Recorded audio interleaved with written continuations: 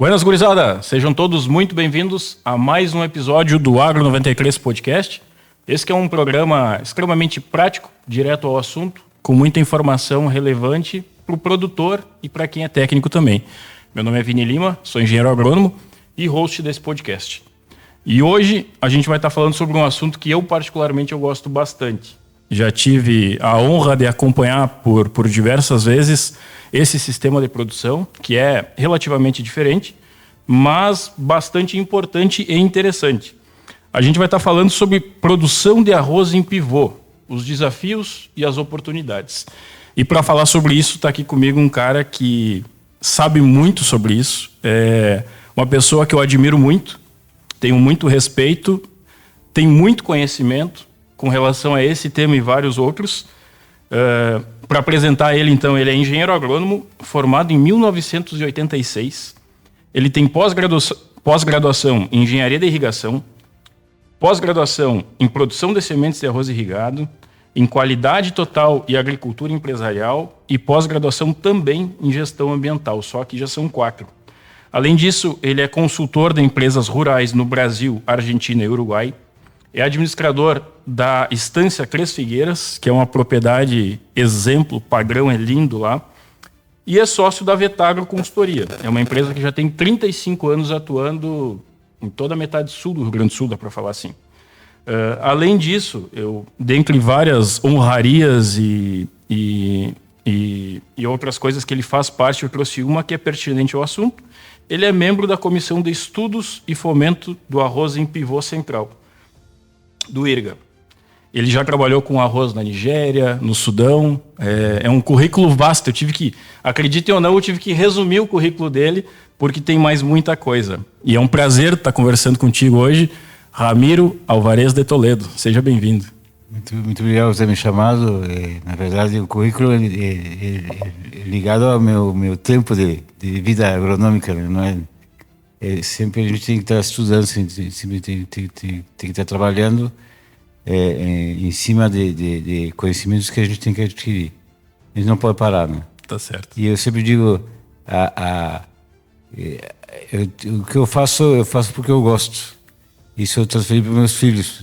Um já é agrônomo, eu acho que outro já vem para ser agrônomo também.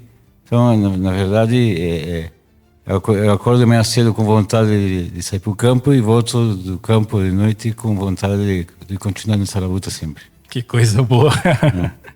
Bueno, Ramiro, para a gente começar falando sobre esse assunto, então, eu acho que para muita gente já é conhecido, mas também para muita gente é um tema novo. Porque quando a gente fala em produção de arroz, para nós, aqui no Rio Grande do Sul, pelo menos, o que vem à cabeça é o arroz irrigado, o arroz de taipa, com uma lâmina de irrigação.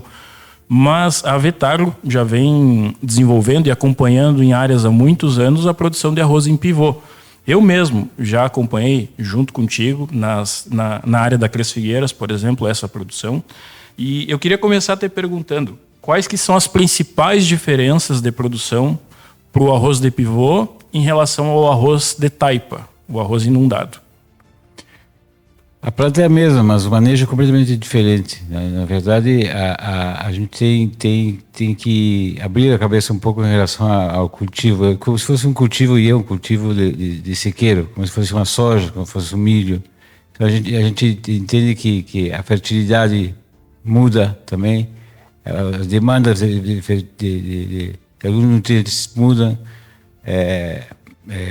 Como não tem lâmina d'água, não tem o pH, não é controlado, tem que botar calcário, não pode sofrer, porque ele já está numa situação de adaptação a um sistema que não foi, para isso não foi selecionado. Então, é abrir a cabeça, é como se a gente fosse plantar um trigo no verão. Mas tem uma série de vantagens também que a gente pode, com o tempo, com a conversa, a gente pode ir delineando, mas basicamente seria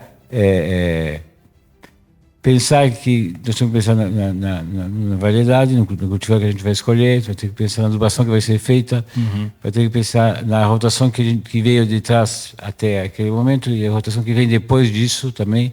Então, é um mundo à parte. Mas nós já temos mais de 20 anos de pivô arroz em pivô, começou com o Walter e o Werner Arnes aqui nos Águas Claras, no Guará, antes era só o Guará. E a gente começou com arroz sequeiro, arroz sequeiro, no pivô. E foi um fiasco. Na verdade tem que ser de arroz irrigado. E tem gente que passou por esse novo sistema e cada um deixou um pouco da sua experiência, mas basicamente a gente criou um sistema diferente da lavoura com taipa. Com boa rentabilidade, e com boa produtividade, com baixo custo e com boa rentabilidade. Maravilha. Eu acho que ao longo do episódio aqui a gente vai entrando nesses assuntos, um por vez, mas eu acho que para já começar falando das diferenças, eu gostaria que o senhor falasse, por exemplo, o plantio, ele é o mesmo, mas ele é mais rápido e mais uniforme também, né? Se tu pensar com relação ao arroz de taipa. O que tu tem na mão é um cultivo em plantio direto, sem taipa. Então, na verdade, quando eu decidi plantar arroz, eu posso... Uma das vantagens já começa por aí. Se o preço do arroz cair, já caiu uma barbaridade, mas caiu mais um pouco, se eu decidir plantar a soja subir, eu posso determinar de um dia para o outro plantar soja e deixar o arroz. Sim. Uma lavoura com taipa não. Uma lavoura com taipa, depois que tu fez as taipas, tu tá decretado a fazer arroz. Sim, tá preso no arroz, não tem choro. Exatamente. Então, isso é uma grande vantagem. A tua logística, o teu planejamento pode ser muito mais rápido e mais contundente financeiramente do que lavoura com taipa. Então, essa é uma vantagem. A outra vantagem que tem é que o plantio é muito mais rápido, como tu disse, e não tem preparo, né? Tu faz descer e planta. Então, é uma vantagem, sem dúvida nenhuma, impressionante. Então, basicamente seria por aí. É uma maravilha, né? Eu que acompanho um pouco, claro que o senhor já tem 20 anos de experiência, eu já acompanhei alguns anos aí e é uma maravilha. Depois que tu começa a aprender sobre isso, estudar, aos poucos a gente vai vendo sobre, mas eu sou fã de produção de arroz em pivô. Eu queria que o senhor falasse para nós um pouco, então, como que a gente vai definir questão de cultivar, população de plantas, que eu acredito que muda um pouco essa questão de densidade de semeadura, né? E a época de semeadura, se tem alguma diferença ou não com relação ao arroz de taipa. Vamos começar pela primeira ali, então, que seria cultivar. Quais as cultivares são adaptadas para a produção em pivô? Cultivares que a gente trabalhou com uma série... A gente sempre faz teste de cultivar, todos os anos. Mas, basicamente, a gente tem a Pampeira, da Embrapa, o 424 do Ilha também anda bem. Precoce a gente não tem trabalhado muito, mas o Guri a gente testou e andou muito bem. O 1002 também andou muito bem. E no início do princípio do teste dos pivôs, a gente trabalhou muito com o Taim, que andou muito bem. Depois o 424 suplantou e agora a gente está trabalhando com várias variedades. Mas o básico, não só das que a gente acompanha, mas dos outros pivôs, é o 424, que é o que está tomando conta em relação ao estado. O que tem acontecido são algumas sementeiras novas que estão lançando produtos novos, tipo o Valmir Menezes, o Lisa Soy e o Cerati, Embrapa e o que sempre estão lançando produtos novos. A gente tem que sempre testar. A época de plantio é outubro. Sempre na melhor época possível. Porque tem outra vantagem. Como não tem taipa, a drenagem é muito simples. Então chove, pouco tempo depois tu entra dessecando e plantando, tu consegue plantar sempre na época certa. E tu planta muito mais rápido. Então se tu planta no mínimo de 20 a 30% mais rápido que a lavoura com taipa.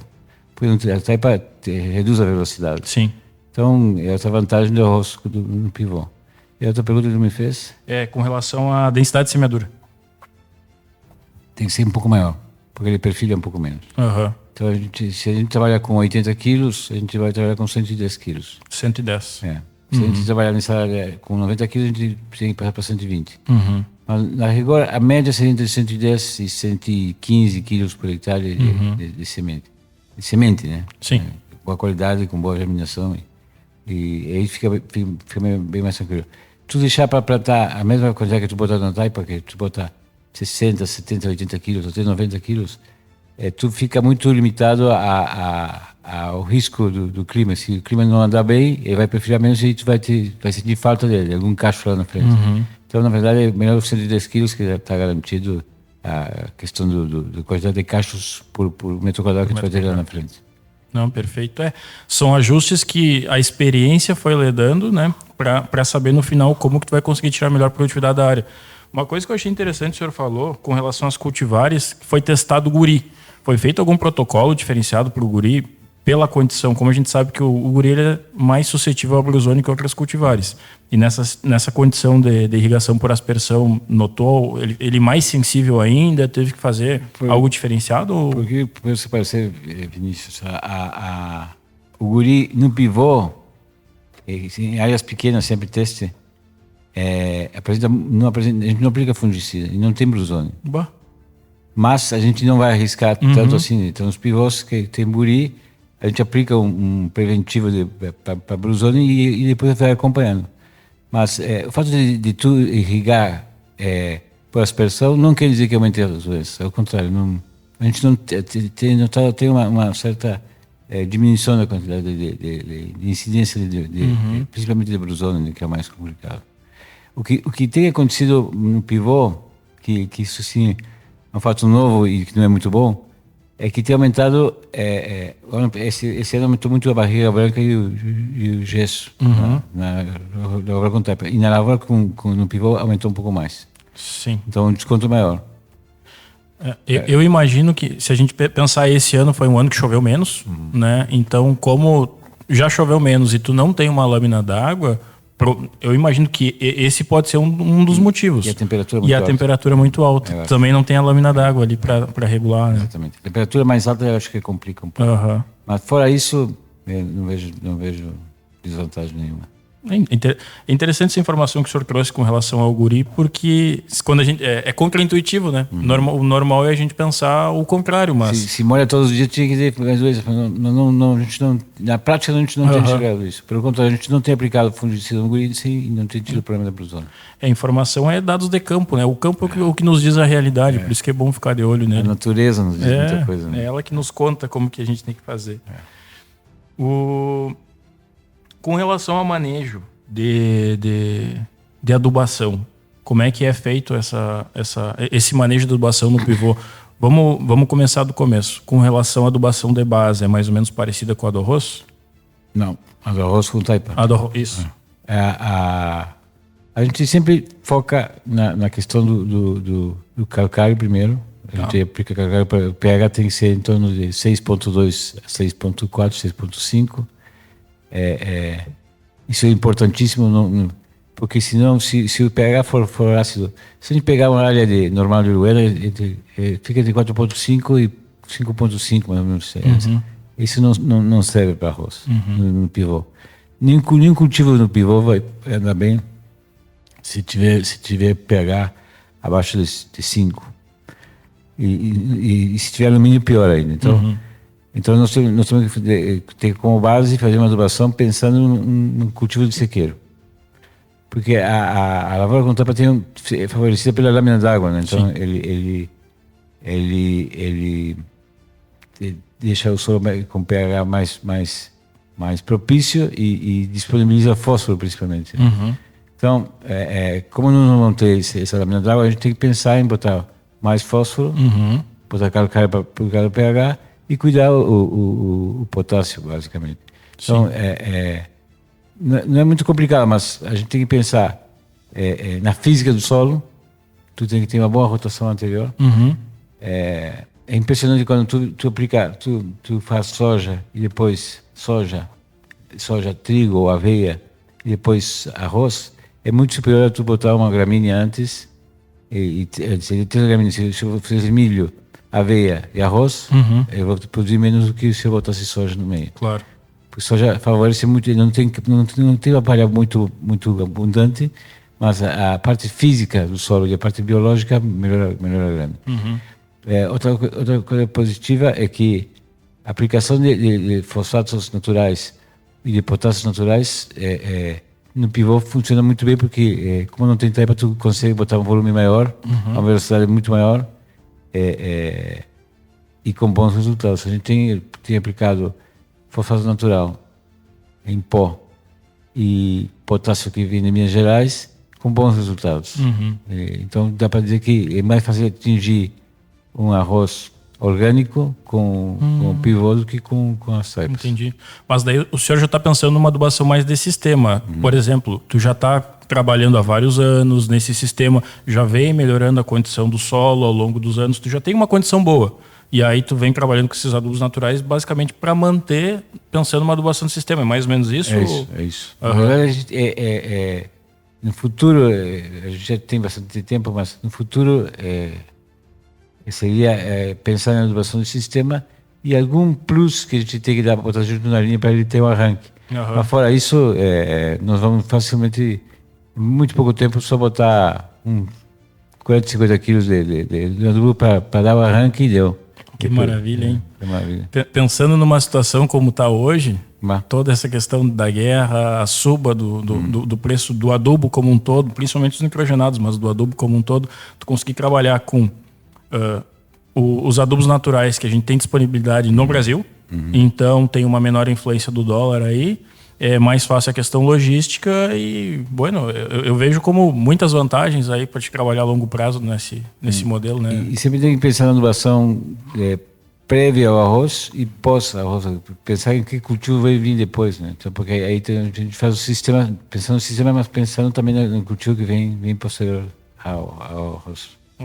Eu não posso deixar de pensar, com base no que tu me falou antes, Ramiro, pode trabalhar com pH 6,2, 6,4, vamos pensar alguém que vai iniciar nesse sistema. Então a primeira coisa vai ter que fazer um investimento pesado em calcário, porque tu vai precisar corrigir os solos e a gente sabe que na nossa região os solos têm um pH baixo. E tu falaste entre 4,5 e 5,5 e é o que eu vejo também, mais ou menos por aí. Então vai ter que fazer um investimento alto em calcário para fazer essa correção. Se tu pensar, vamos pensar no adubo mineral ainda. Normalmente o arrozeiro, o arroz de taipa, ele trabalha com fórmula pronta. Quando trabalha com fórmula, ele vai ali no 5,20,30, 4,17,27, com menos fósforo do que potássio. Para essa condição do pivô, provavelmente tu vai ter que trabalhar num 5,20,20. Não estou falando de quilos dele, mas na formulação específica. Tem que ser alguma coisa mais parecida ao fósforo e ao potássio. É por aí? É por aí. A gente usa quase que como regra 5,20,20 ou 2,20,20, porque vem do super simples. Super simples mistura com cloreto de potássio, mas super simples tem enxofre e cálcio.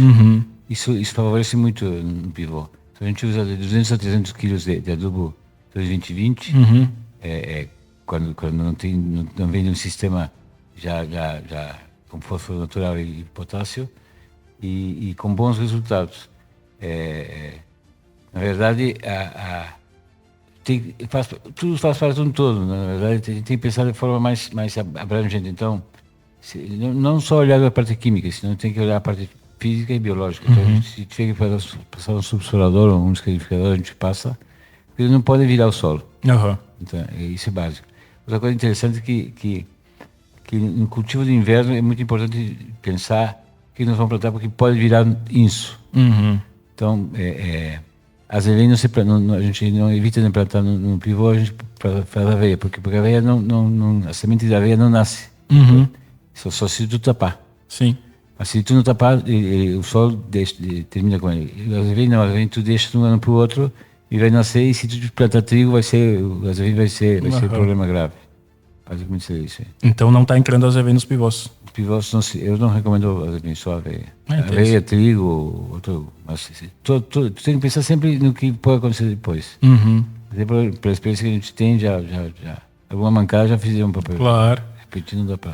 Não, é uma baita de uma dica prática, e é isso aí. Tipo, abrir um pouco a cabeça, porque o normal é sempre a gente tá pensando só na próxima safra, né?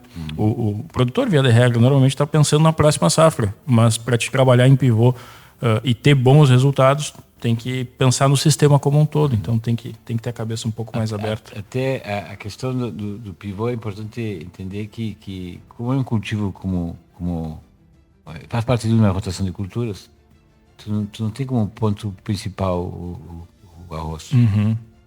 Então é muito mais maleável financeiramente também. Então, porque tu é obrigado a ter soja, é obrigado a ter milho, é obrigado a ter aveia, é obrigado a ter trigo.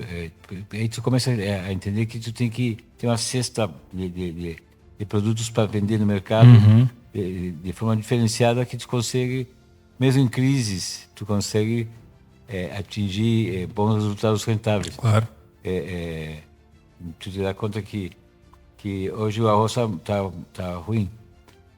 O milho já melhorou de preço, então quem sabe o milho não é uma saída. O sorgo também pode ser uma saída. Uhum.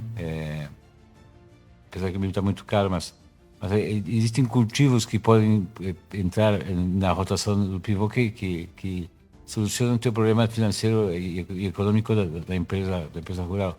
A outra coisa que é interessante é que o Dickinson, que é o dono das Três Figueiras, sempre falava, antes de comprar os pivôs, a gente falava em manter o solo, ter boa qualidade física, boa qualidade biológica, e eu cuidava disso. Então a gente fazia preparo de verão, fazia as taipas bem feitinhas, com boa altura e tudo mais, e quando chegava na hora de colher, vira aquela coisa. Então, ele dizia para mim: eu não te entendo, tu trabalha durante anos para chegar numa situação de conforto orgânico, vamos dizer assim, e chega na hora, tu destrói tudo que tu fez. E é assim, mesmo que tu não destrói na colheita, tu vai ter que terminar com essas taipas. Vai ter que aplanar. Sim. E isso é uma violência pro solo. Defendendo o pivô seria... É simples de entender. Quando eu entro no pivô, eu entro de carrinho, um carrinho simples, não nem 4x4. Quando você entrar no arroz, nem caminhonete 4x4 consegue entrar. Então, muda o parâmetro e a nossa referência também muda. Porque a gente enxerga um gasto diferente, a gente para tudo. Coisa que na hora do arroz com tapa tu não consegue. Não, E não tem essa história de colher no seco. Se tu tem que colher, está pronto para colher, e chove, tu não vai esperar secar para entrar. Basicamente é isso. Na teoria a gente tenta, né? Na teoria, quando a gente pensa, vamos colher no seco, tem menos gasto de diesel, vai desestruturar menos o solo, vai preservar a taipa, daqui a pouco pro próximo ano, se tu vai repetir a área, tu consegue, pensando no arroz de taipa, né? Mas na prática não é bem assim, né? E outra vantagem que eu vejo também do pivô, e já que a gente está falando em colheita, é com relação à velocidade de colheita. E aí o senhor pode me falar, depois a gente vai entrar mais em gastos, mas de repente só para dar uma palhinha, com relação ao custo de manutenção de maquinário. Se a gente comparar o pivô com arroz de taipa, eu imagino que seja uma diferença grande, né? Mas tu imagina, tu plantou aveia, tu vai dessecar e tu vai plantar arroz. Se tu fizer com taipa, tu vai ter que virar, nivelar, uma cruzada em taipadeira, vai cruzar duas cruzadas em taipadeira. Então fica bem diferente. Não só o custo, sino o tempo. O tempo que tu tem é muito pequeno para tu preparar tudo e plantar. Mesmo fazendo um preparo de verão, tu vai ter por exemplo, das taipas que chove, tu vai ter que esperar mais dias para poder entrar, para poder plantar. Então, o tempo é crucial para aproveitar os melhores momentos que o clima te fornece. Então, e te exige, tem uma demanda de sol que tem que ser cumprida. Perfeito. Só para a gente seguir, voltar então para a parte do manejo de adubação que a gente estava falando, a gente já falou dos adubos de base e eu te pergunto com relação ao nitrogênio. Como é que é feito então também? Porque a gente sabe que o arroz, por ser uma gramínea, tem uma alta demanda por nitrogênio. No arroz de taipa, a gente faz um parcelamento ali em 2 ou 3 vezes, né? Geralmente faz ali 60%, 70% antes da entrada d'água, depois mais 1 ou 2 parcelas. No arroz de pivô, como não tem essa entrada d'água, como que é feita essa entrada de ureia na lavoura? Em quantas vezes se parcela para ter um melhor aproveitamento? Me fala mais sobre isso. Tá. Antes de falar do nitrogênio, eu vou falar um pouco do cacau que eu me esqueci de contar. O calcário, mesmo que indique 4 toneladas ou 5 toneladas, a gente só bota 2 toneladas. Tá. Por quê? Porque a gente não vai virar o solo. O cálculo que é feito para botar o calcário de 4 toneladas é de 10 a 20 centímetros Nem para implementação, por exemplo, se o primeiro ano que eu vou começar a trabalhar nessa área, nem assim não vai ser feito o primeiro revolvimento? Eu não recomendo. Tá. A não ser que esteja muito não esteja muito irregular, então tu tem que passar uma praia de massa. Evitar desde que o início eu falei isso, faz 2 toneladas de calcário e nunca aplicar mais do que 2 toneladas. Se te mandar 4 toneladas, faz 2, dá um ano e depois bota mais 2 ou dá um ano de diferença. Sim. Porque mais do que 2 não faz sentido. Então não é tão caro assim, é um custo barato. Eu seria uns R$400 por hectare, mais ou menos. Por aí. Então é viável. Com relação ao nitrogênio, tu tem razão, a gente parcela muito mais. Não quer dizer que a gente use mais nitrogênio, a gente até usa a mesma quantidade. Se a gente usa na lavoura com taipa 200 kg por hectare ou 150 kg por hectare na pré-irrigação e depois 2 aplicações de 70, seria mais ou menos 150 mais 70, 220, 300 quilos. Na lavoura com taipa. Na lavoura com pivô a gente faria os 300 kg, mas a gente parcelaria muito mais. Então está com 3 folhas, a gente botaria 80 quilos, depois 50, depois 50, depois 50, até chegar aos 300.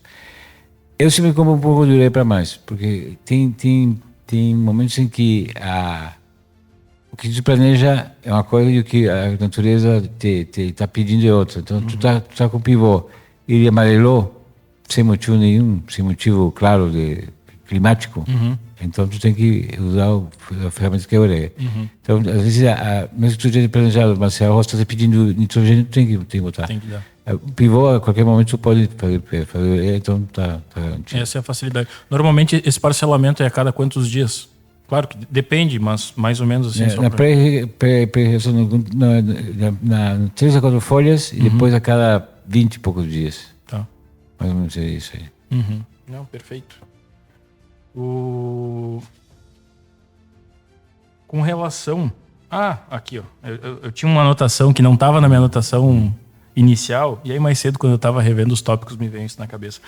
É uma dúvida minha, tá? O senhor já fez algum trabalho com relação à resposta à adubação nitrogenada no arroz de pivô com imagem de satélite, com NDVI, alguma coisa assim? Nós começamos no ano passado. Interessante. E fecha. Mas a gente trata nos testar mais vezes para ver se vai dar certo. Sim. Mas a gente está fazendo, sim. Porque tem, como tu vai aplicar via terrestre, tu tem essa vantagem de tu fazer taxa variável. Se tu vai fazer de avião depois, avião não tem como tu fazer uma cobertura taxa variável. Mas como sempre uma aplicação via terrestre tem essa possibilidade, né? Até o drone tu pode usar de forma diferenciada, porque tu tem como manejar melhor as áreas. Porque muitas vezes a lavoura com taipa te indica um problema e na verdade não é um problema de fertilidade ou de toxicidade de algum produto de zinco, por exemplo, ou alumínio. Às vezes é problema de aguação e mascara muito o resultado. Então, no pivô não tem esse esquema de aguação, porque se tu aguar bem ou mal, tu aguar igual. Sim. Então se é uma mancha ou é nematóide, que é uma coisa que está aumentando muito, ou é um problema de elementos minerais tóxicos à planta. Né? Sim. Outra coisa que eu já vou aproveitar para te perguntar se faz diferença ou não, mas agora eu estou pensando, como tu está fazendo mais parcelada a ureia e logo em seguida tu já vai entrar com uma lâmina de irrigação do pivô, provavelmente não vai precisar trabalhar com ureia protegida, como normalmente o pessoal faz na primeira aplicação no arroz de taipa, né? Não precisaria, né? Precisa. Então já é uma redução de custo. Exatamente. Também, se a gente for pensar nisso. Não teria necessidade. Não tem necessidade. Pois é, exato. Ramiro, com relação ao manejo de plantas daninhas, quais que são as diferenças e quais que são os cuidados que a gente tem que ter no pivô, uma vez que a gente não tem a lâmina d'água? É outra história também. Na verdade, tu tem que pensar em controle de invasores de uma forma muito mais intensa. Porque se tu apagar incêndio, tu não consegue apagar incêndio no pivô. Tu tem que controlar inicialmente no pré. Então tem que, se fizer gamite, quem sabe fazer gamite com permite, depois te aplicar um produto diferente de gamite, tu não pode repetir moléculas. Tá. Então, tu faz gamite mais gamite com permite, com glifosato antes de nascer o arroz, depois tu pode fazer Facit com, eu faço voltou, né, no pivô. Facit com Facit com depois primeiro foi no menino, agora veio o Heiser. O Heiser. Então, Facit com Heiser, que também é bom resultado.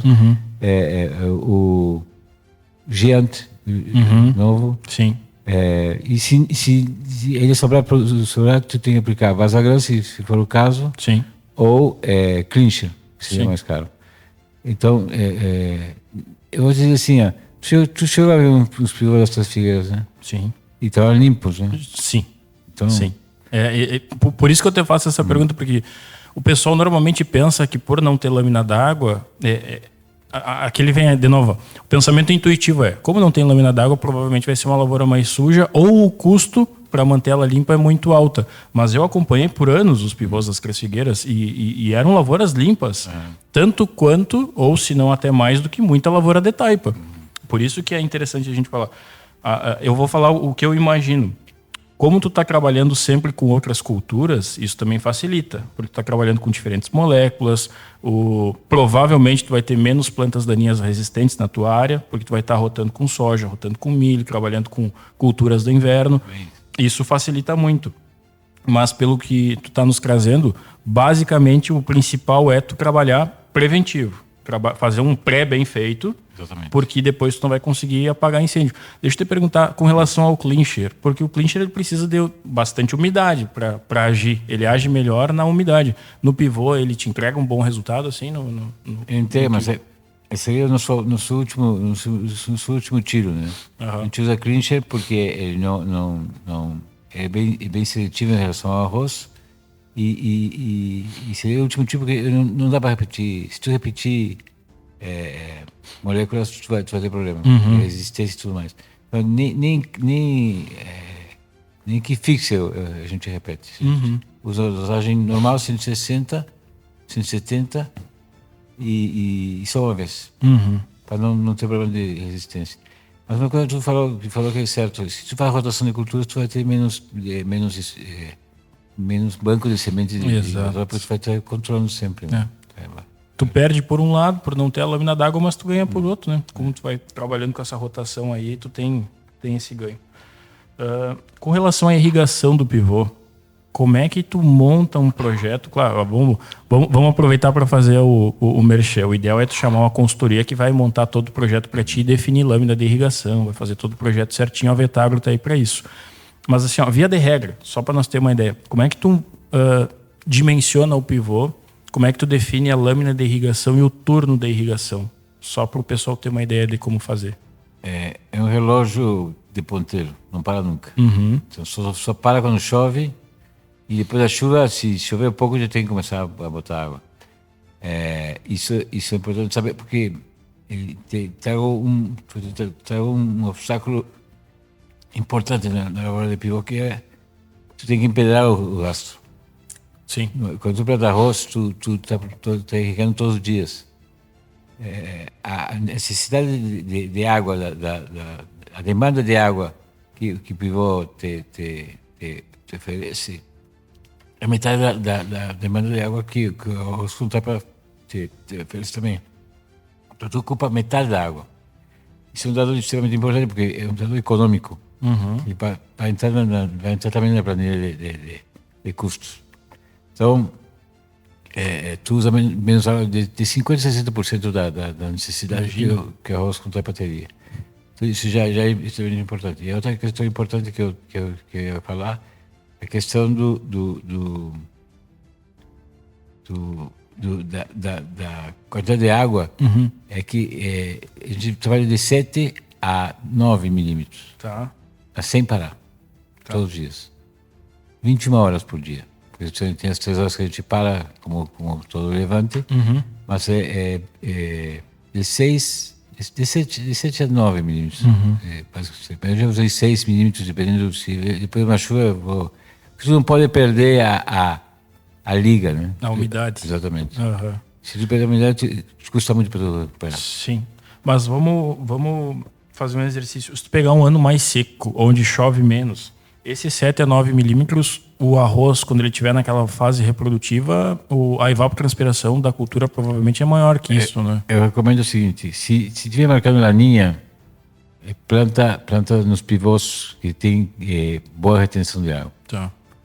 Isso aí é importante, né? O importante. pessoal não errar o pulo. É dica importante. Porque se tu estiver em plena seca e deu uma mancadinha da RGE ou do temporal e derruba e tu fica 3, 4 dias sem botar água, tu não recupera mais. Não pega mais, né? Aí você terminou. Então tu vai colher menos.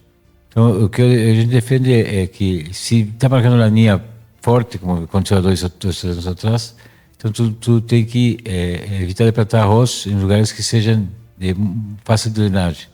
Em lugares que tem problema de drenagem é bom que plantar arroz naquele lugar, porque automaticamente tu vai precisar menos água quando a evapotranspiração for muito alta.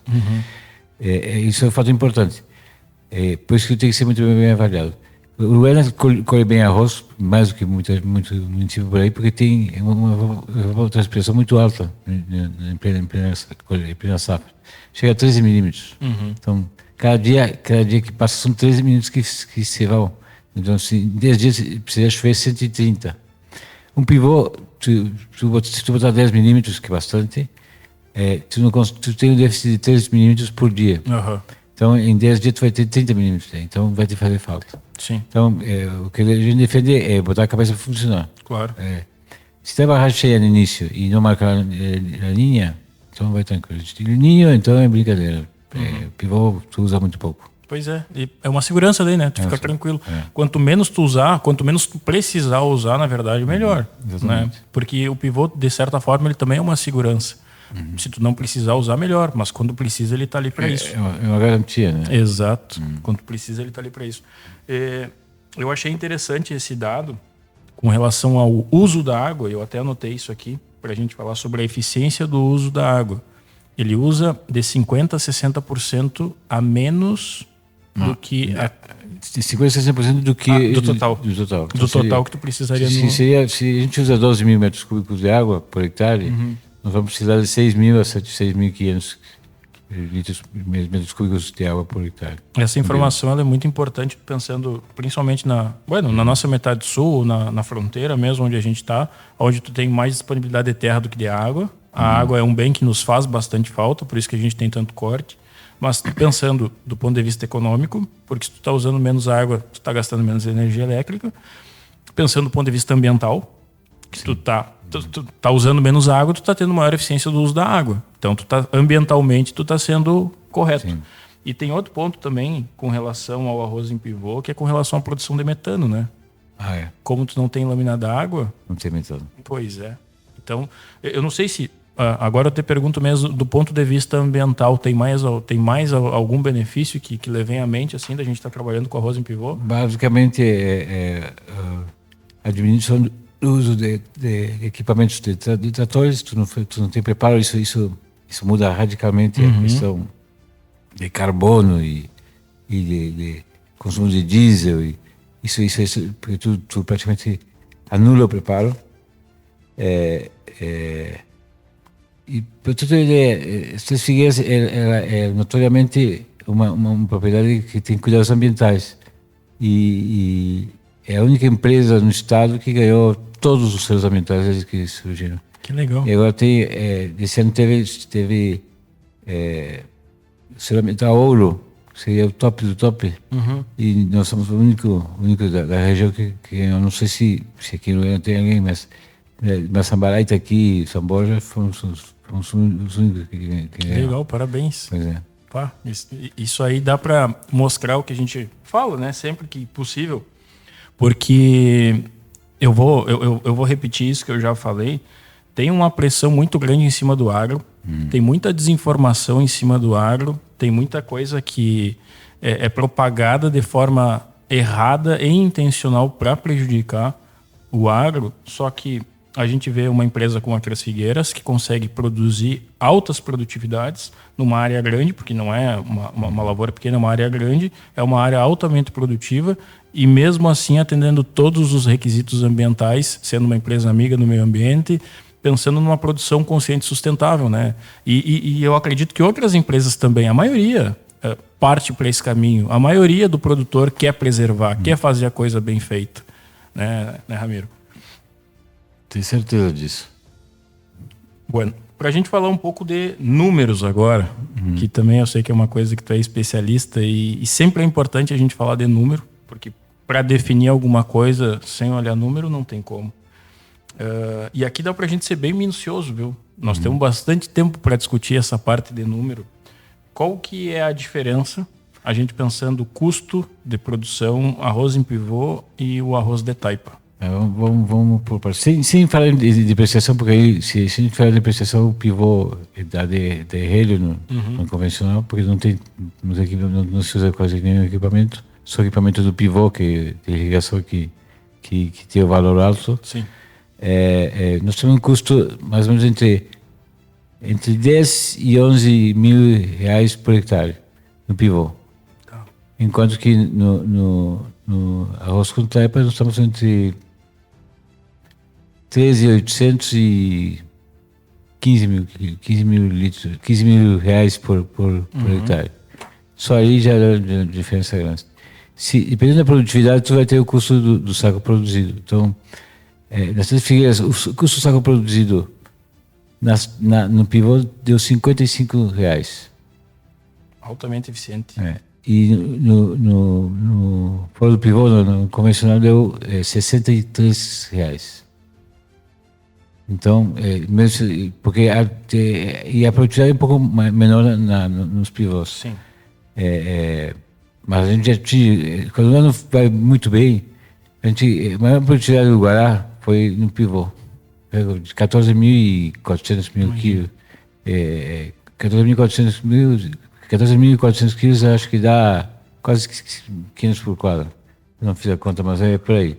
Então, na verdade, ele já provou que pode atingir altos potenciais. Aqui na GAP, a Santa Helena, se colheu 367 sacos por quadra esse ano, repetindo o corte. Opa. O ano passado também foi 364 foi esse ano, 367 foi ano passado. Então, são duas demonstrações de que funciona bem. Então, acho que o maior demonstração de rentabilidade se a gente vê o custo por saco produzido. Claro. Fora a vantagem de tu ter outros cultivos, né? Isso é uma vantagem que pouca gente mede. Olha só, eu anotei aqui os números que tu trouxe. Custo no pivô de 10 a 11 mil reais. O custo no irrigado por taipa, eu arredondei aqui, de 14 a 15. Então é uma diferença mais ou menos de custo de 30% a 50% a menos, né? Dependendo. Se pegar o melhor cenário aqui, seria uma redução de 50% no custo. É uma baita de uma diferença. Com relação à produtividade, vai variar muito, né? Tem áreas que vai produzir muito bem, como o senhor já trouxe. Tem áreas que mais ou menos, mas via de regra ele vai produzir mais ou menos parecido com o arroz de taipa, né? Eu acho que se pegar na média dá... Na média está de 5%, mas esse ano houve uma diferença maior. O guri, que nas taipas a gente colheu, não acreditava, mas 437 por quadra. Nas taipas, então, e nós colhemos 383 no pivô. Como é que é? Então a diferença é surpreendente. Sim. Mas é que nas taipas foi excepcional esse ano. Sim. Excepcional. Acho que se bateram muito recordes por aí. E no pivô foi normal. Claro. E também estamos falando de produtividades muito altas, né? Exatamente. São produtividades fora da média, fora da curva. Mas eu acho que quem está pensando em sobreviver com essa crise tem que pensar em alta produtividade e gastando pouco. Então, pois é. O pivô se encaixa muito bem nisso. Vai bem ao encontro disso. E, bueno, mas para completar o raciocínio, basicamente um menor custo, de 30% a 50% a menos de custo. A produtividade, via de regra, vai ser um pouco menor, mas o dado matador aqui é o custo por saco produzido. Exatamente. Que tu trouxeste o das Três Figueiras, uma diferença de R$8 no custo de saco produzido. Claro que aqui os números da Três Figueiras, 55 no pivô e R$63 no de taipa, isso aqui é altamente eficiente. Por causa da produtividade. Por causa da produtividade. Eu imagino que pouquíssimos produtores têm um custo tão baixo como esse. Mas independente desse custo, se a gente pensar numa diferença de R$8 por saco produzido, isso aqui pode ser a diferença entre tu continuar na atividade ou tu sair fora dela. Exatamente. Além disso, tem todas as outras vantagens que tu já muito bem trouxe. Tu ter mais ovos na cesta, né? Ovos diferentes ali, tu poder vender arroz, poder vender soja, poder vender milho, tu poder simplesmente, quando chegar no momento do plantio, se o mercado não tiver com um bom prognóstico, tu mudar, dar uma guinada e falar, não, esse ano eu não vou fazer arroz, eu vou fazer soja. Ou vice-versa, né? Se o arroz voltar a valorizar, então vou tirar uma lavoura de milho e vou botar arroz. Por quê? Porque é só dessecar e plantar. Eu te digo mais, nessas figueiras a gente tinha como norma não repetir arroz. Uhum.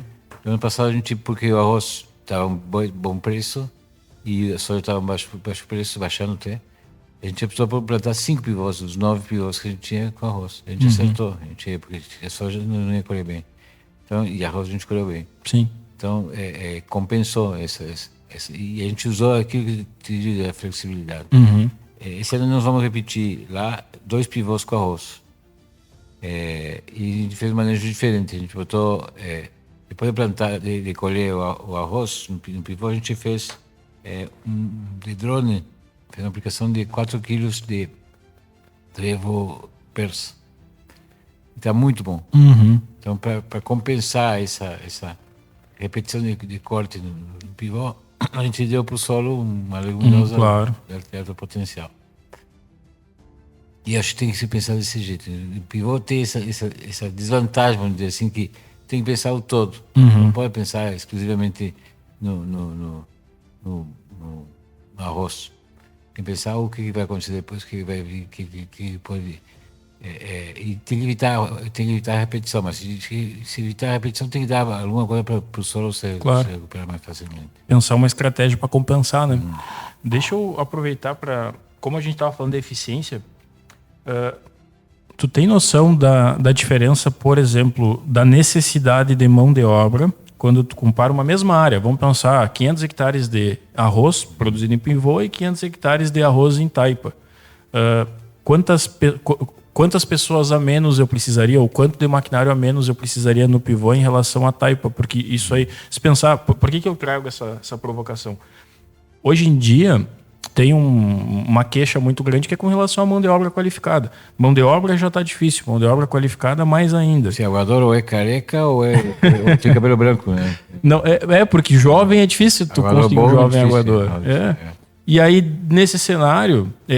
vai bem ao encontro disso, porque isso aí, quando eu dou uma girada nas áreas e converso com o pessoal, eu falo, quando tu tem um problema, por exemplo, de mão de obra, tu tem que partir para a automatização daquela atividade. Qual que é a automação da irrigação? É o pivô, porque daí tu não vai precisar de aguador. Mas eu te pergunto se tu tens assim esse número, ou pelo menos algo aproximado. Nós estamos de pivô 720 hectares. Uhum. E nós temos um aguador. O Clóvis lá.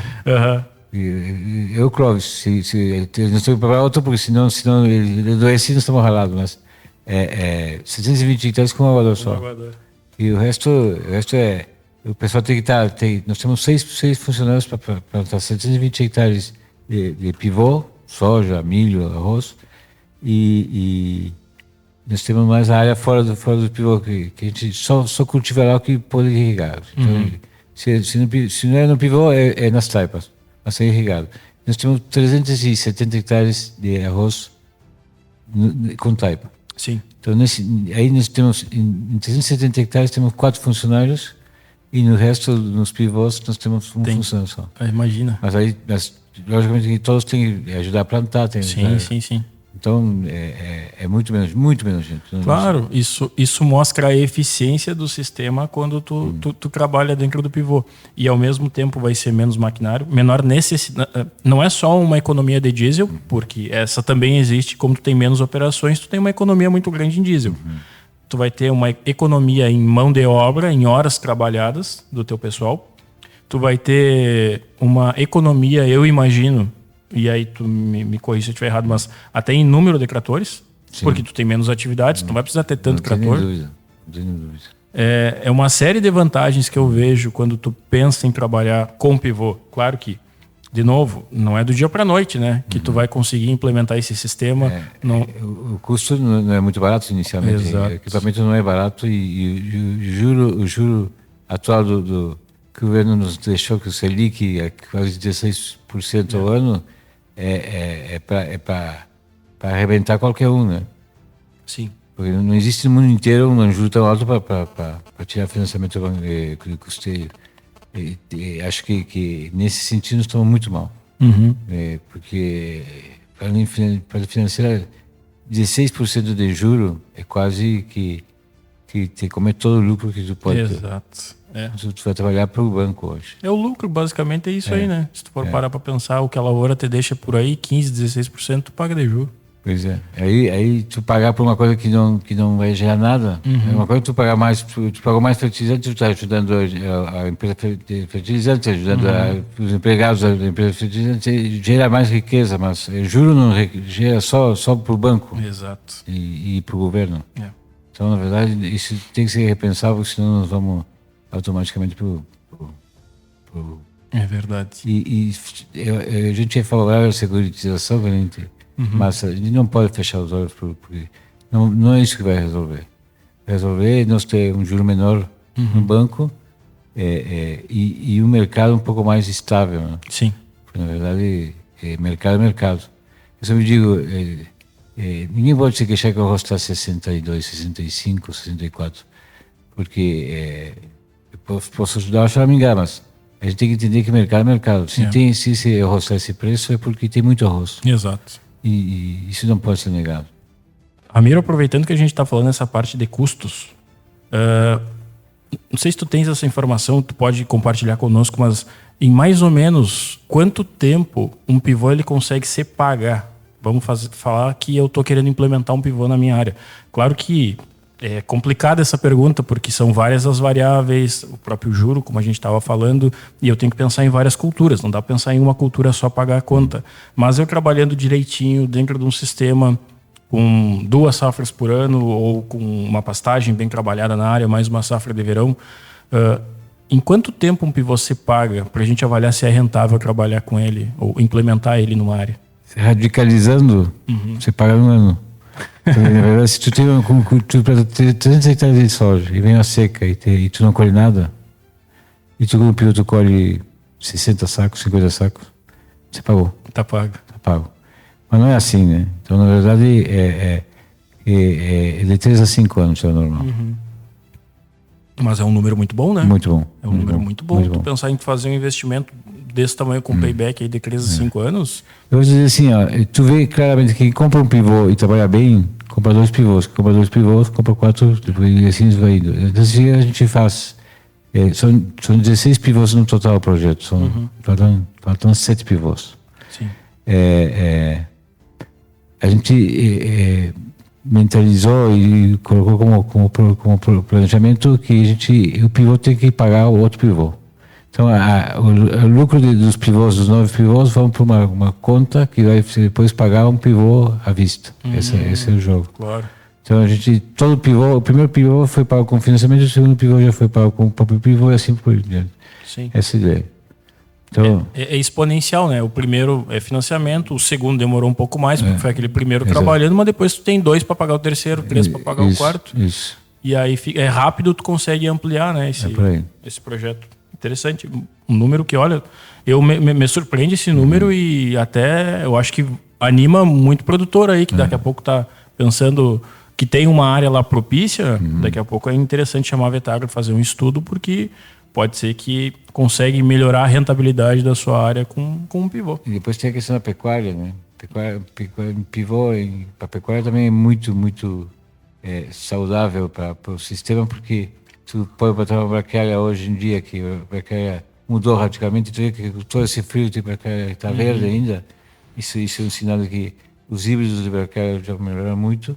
Então tu tem braquiária que resiste à umidade, tem braquiária que resiste à seca, tem braquiária que resiste a fix. Então pode ser uma ferramenta interessante no esquema de rotação também. Então, tu pode ir fazendo com rotação anuais e chega num determinado momento que tu diz que a entrou braquiária, tu tem vários pivôs, tu bota um pivô com braquiária e tu trabalha com braquiária 3 anos, depois tu tá com soja, depois arroz. Depois. Então é bem interessante. Agora que nós estamos testando e acho que vai ser aprovado. Legal, interessante mesmo. Bueno, a gente estava falando antes um pouco da parte ambiental e a gente já falou um pouco sobre isso, mas eu acho que só para era interessante retomar esse assunto de forma mais clara e abrir um pouco mais. Quais que são as principais vantagens de tu adicionar o arroz dentro de um sistema de produção onde no pivô? Então, no pivô a gente sabe que a gente pode produzir e deve soja, milho, pastagem, culturas de inverno. Qual que é a vantagem, pensando para o sistema, de eu adicionar o arroz ali dentro também? Arroz, ele é mais um componente da rotação. Ele não é o principal. A gente tende porque a gente tem mais agrônomo de lavoura de arroz, mas a gente tende a tentar puxar para o lado do arroz. Mas para mim, ele faz parte um sistema. Que arroz é extremamente importante porque, na verdade, ele te garante uma produtividade boa e dá uma quantidade de palha muito interessante. Isso ajuda, em grande parte, a rotação. Quanto mais palha, melhor. Então, não é uma palha de qualidade, mas é uma palha que mantém muita umidade no solo. Então, isso é favorável para a soja depois, para outros cultivos que tu implementar. Mas não pode sair da rotação. E ele pode ser o rei no reino dos pivôs, mas na fronteira oeste. Mas eu não posso esquecer dos que estão ao redor dele, que é soja. Eu sempre digo uma coisa. São duas coisas que eu sempre defendo. Uma, se tu vai fazer, faz bem feito. Então não te mete a avestruz, se tem que aguentar o ovo. Né? Então, na verdade, se vai fazer, faz bem feito. Tá certo. Só para dizer que tem pivô, não serve para nada. E outra coisa que eu sempre defendo é que não existe o gastar pouco e gastar muito. Existe o gastar bem. Então, às vezes o cara diz, um equipamento caro, mas calma. De repente tu está gastando bem. Então tu tem que tirar o máximo potencial daquele equipamento que tu está comprando. Isso serve para todos os equipamentos. Mas o principal é gastar bem. Isso aí. Caro, o Cerati me falava sempre bastante. Caro é o que não dá resultado. Tu fazer o investimento não te deu o resultado, bueno, esse aí saiu caro. Mas se a soja não colhe nada, aí tem que... Aí sim é caro. Bueno, Ramiro, nós partindo para o final agora já. Eu queria saber qual que é a dica de ouro, aquela dica assim que não pode faltar para quem quer produzir arroz em pivô. Pensar diferente. Isso então tem que pensar como se fosse plantar um milho, uma soja, um trigo. Não é a mesma, é outro cultivo. Tem que pensar em calcário, tem que pensar em produção diferenciada, tem que pensar em um controle de invasores bem mais intensivo. E essa questão do gastar bem. No início, os primeiros pivôs comprados sempre são perto da sede da granja, porque é por eu enxergar o pivô funcionando. Mas nem sempre é o melhor lugar. Então tem que o primeiro pivô que seja no melhor lugar da propriedade para garantir que tenha a rentabilidade e ele pegue mais coragem depois com o tempo. Né? Mas eu defendo que seja sempre no melhor lugar Começar pela área filé. E não deixar ele no pior lugar. Às vezes eu já vi pivô instalado no Uruguai em lugares que nem lavoura sem pivô. E botar um pivô com equipamento que não é barato, mas que se tu gastar bem nele, tu vai ter resposta. Se tu gastar mal nele, tu vai. Sou de gente que vendeu pivô, né? Dois produtores que eu conheço venderam pivô porque não deram jeito. E tem gente que está aumentando o número de pivôs. Claro. Então, São duas situações. Eu sempre digo que a gente tem que olhar para quem está vencendo, não para quem está perdendo. Perfeito. Então tem que ver por que está vencendo e ir atrás desses números. Perfeito, é bem por aí. Ramiro, eu queria te agradecer. Foi uma baita de uma conversa, acho que uma aula aqui sobre sistema de produção, sobre pivô, sobre arroz. É uma alternativa, é uma coisa diferente. Acredito que tu ainda tem mais muita informação para nos passar, tem mais muito para compartilhar conosco. Quem quiser te seguir ou seguir a Vetagro, como é que faz para fazer contato contigo, com a empresa? O Instagram. O Instagram já automaticamente vai entrar em contato com a gente. Perfeito. Mais uma vez, obrigado, Ramiro. Agradeço. A gente fica por aqui. Vocês me seguem no Instagram, vini.agro93. Valeu, um abraço, até a próxima.